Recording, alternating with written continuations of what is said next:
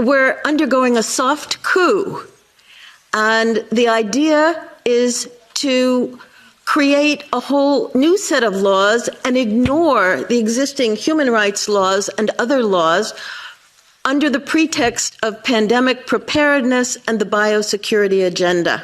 The WHO is developing through all its nations, but with the WHO Directorate in the United States in charge, a pandemic treaty and amendments to the existing international health regulations that will remove the human rights protections currently embedded in the IHRs, will enforce surveillance, censorship, get rid of freedom of speech, require governments to censor and only push a single narrative.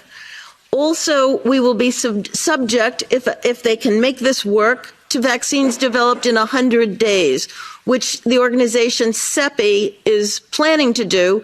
And one of the people who founded CEPI was Jeremy Farrar, who is now the chief scientist at the WHO, to bring this forward.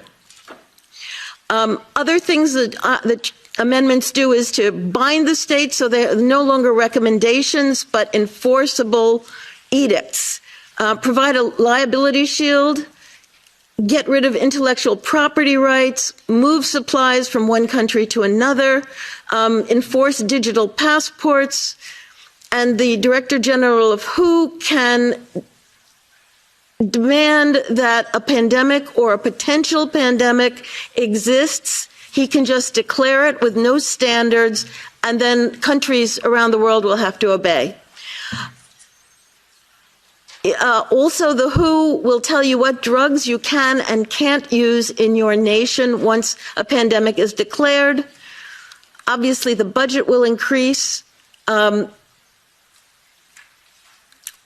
One Health is another part of this.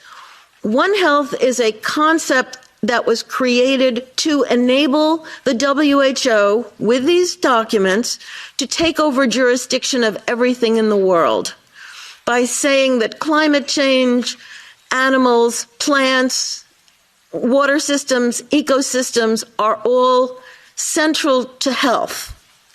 Also embedded in this concept is a peculiar notion that humans are no longer of greater value than animals.